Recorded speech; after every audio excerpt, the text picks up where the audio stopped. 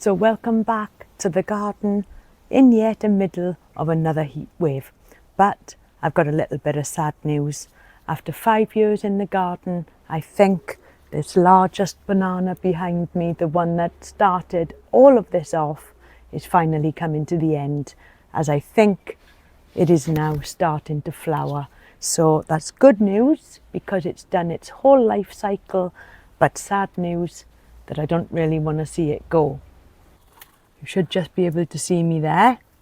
You can actually see, if I stand next to this now, just how large this plant is.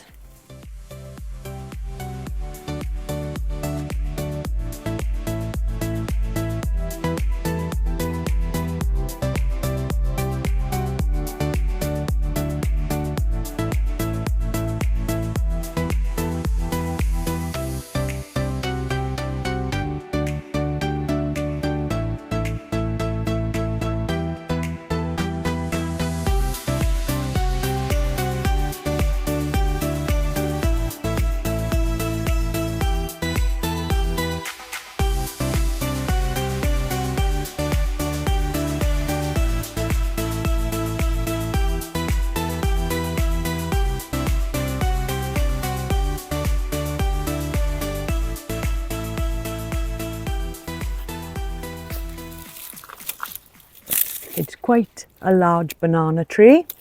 This is a Musa Basjoo and it has grown huge. So it will be sad to see this go. But we have got this pup here in front. And I know that this is only in its second year. So already it's got to be 4.5 foot high. I'm 5'2". So it's towering above my head already. So this here is what I'm talking about, and you'll see that right in the centre there seems to be a flower emerging. So I don't know if this is now going to fruit. I haven't seen a banana flower before, but it definitely doesn't look like a leaf. Now if we just come down to the smaller banana, you can see there that is what a banana leaf looks like when it comes out. And that one definitely doesn't look like a leaf. It's too big. But this one is just a monster in the garden.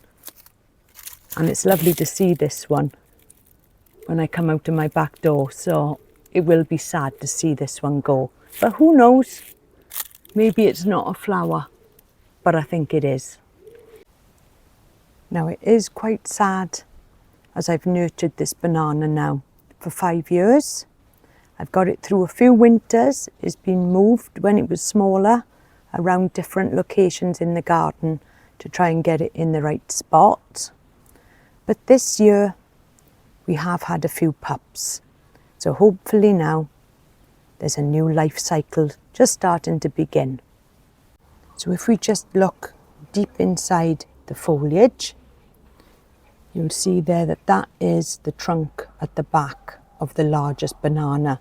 Now that is a huge trunk, but sadly if that now fruits or flowers, that is going to die back to the base. But the one in front, that was last year's pup. And this year, we have had a few pups just starting to emerge. So all is not lost. There is light at the end of the tunnel. And it's time to start all over again.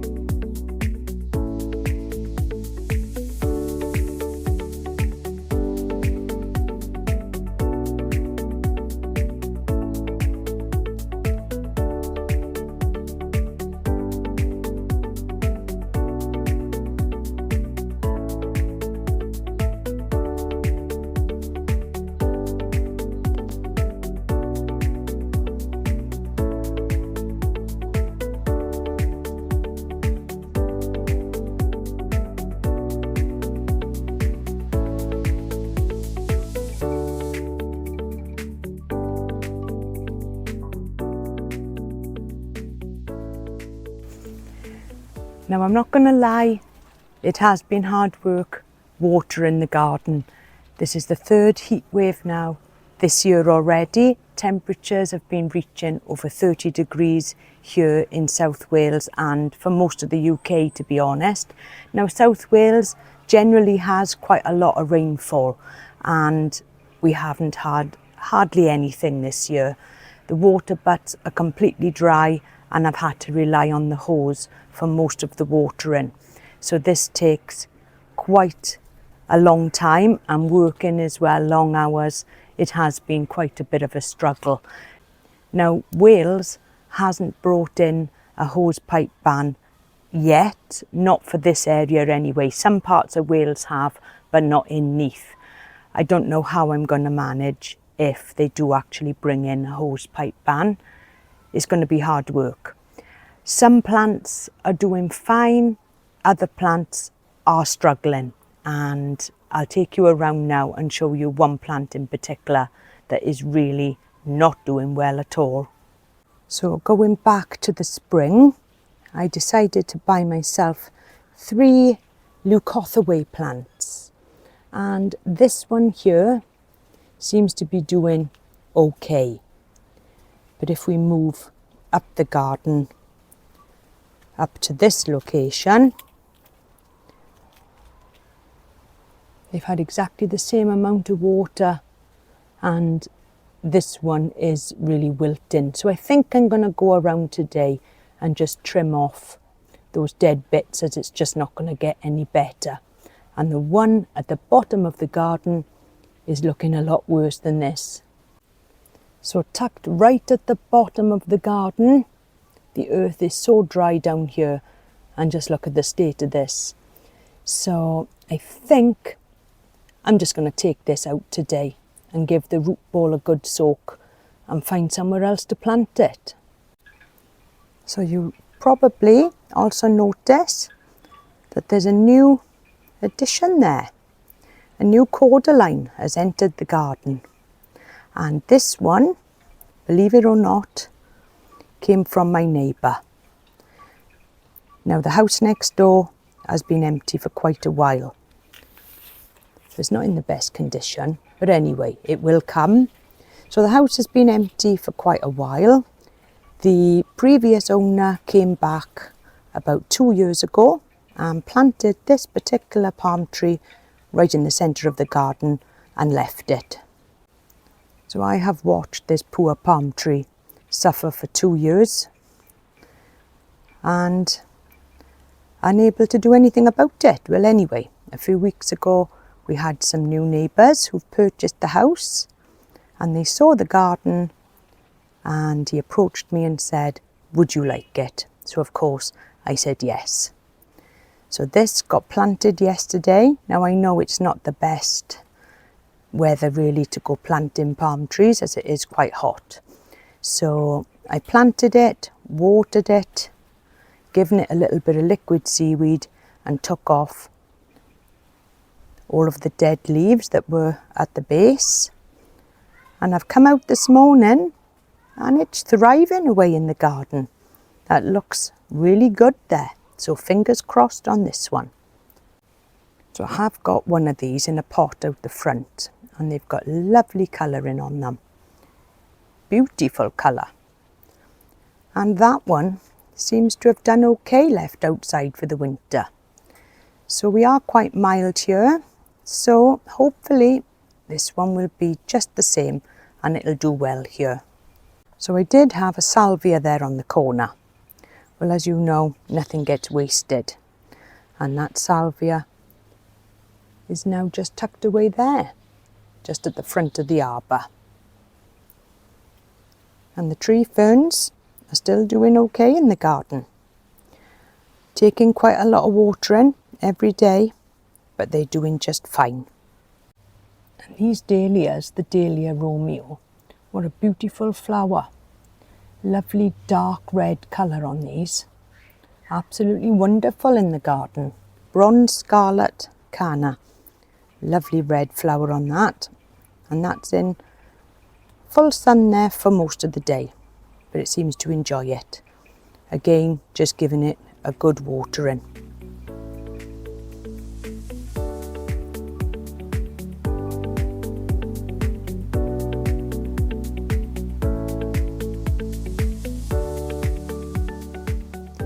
And the agapanthus fireworks, that is now really starting to come out in some flower. They're not open yet, but they do look beautiful just as they are. So I did come out and give the garden a good water last night, and I must say I've never seen the earth so dry. Around the base there of the tetrapanax, the earth was so dry it was actually cracking. So I give them all a good drench with the hose pipe, and some of the plants are looking a little bit worse for wear. So I'm going to get my shears now on that Leucothoe and see if I can sort something out. So it is actually in quite a bit of shade there, dappled shade. So it's not as if it's in full sun. But it's definitely not doing very well there. But on the other hand, all the sun-loving plants, such as these little agaves here, they're really enjoying this weather. And Tony has got 10 plums on the plum tree. So we're just waiting now for them to ripen. But the tomatoes this year are really slow. And normally by now we've got plenty, and we haven't picked one single tomato yet this year, although I think there's 3 ready there. So Tony may have his first tomato this afternoon. So how is your garden holding up to this heat? Are you struggling with water? Have you got a hose pipe ban where you live? And are you back and forth with the watering cans? Let me know how you're managing.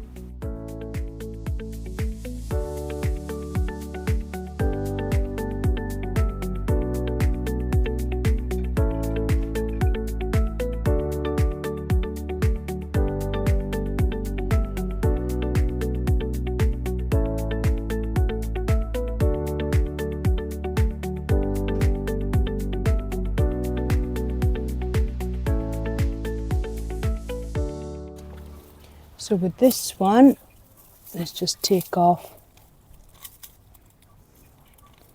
the dry little bits and see what we're left with, and give it a good water.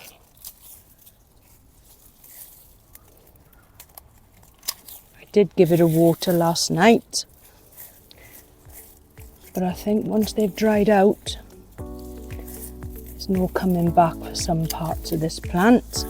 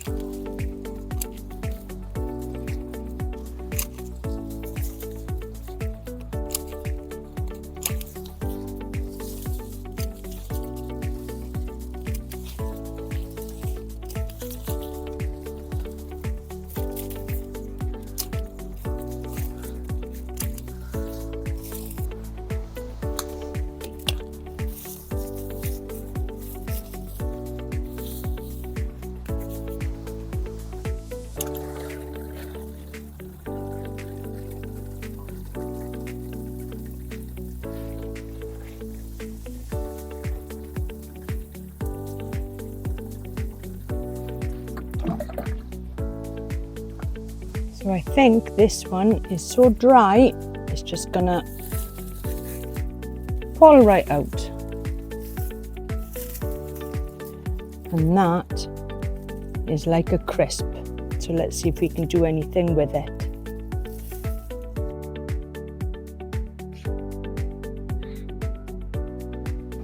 So the worst one out of the Leucothoes, I've trimmed right back to nothing. and I've placed this right in the triangular bed at the bottom of the garden.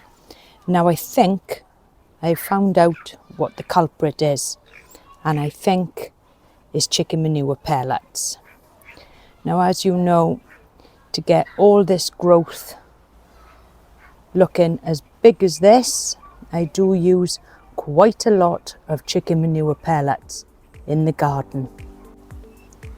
So I have moved the other Leucothoe up to the top there, and that one was planted right here, and that's right next door to a Trachycarpus palm. And guess what I use around the bottom of that plant? Yes, handfuls of chicken manure pellets. So I found out that the Leucothoe plants are ericaceous plants, and I didn't really realise it. So I'm always careful keeping them away from my rhododendrons, but this time I completely forgot about the Leucothoe. So there was me thinking that they were just really, really dry, and all the time it was the chicken manure pellets that were burning the roots and taking the plant out of its happy place and changing the pH. So I'm just going to flush these out now with plenty of water. And I've got these now in parts of the garden that I don't use chicken manure pellets. And outside the back door, I'm really enjoying these pinky flowers here on this salvia. And this is the salvia Wendy's Wish. And it just gives a lovely brightness just as you open the door. So I hope you've enjoyed watching today, and it just goes to show we all do make mistakes in the garden. I will keep you informed on how the banana plant is doing and if the flower does emerge. So until next time, thank you so much for watching, and if you haven't already, please like, comment and subscribe, as that really does help out the channel. So until next time, I'll see you soon. Bye for now.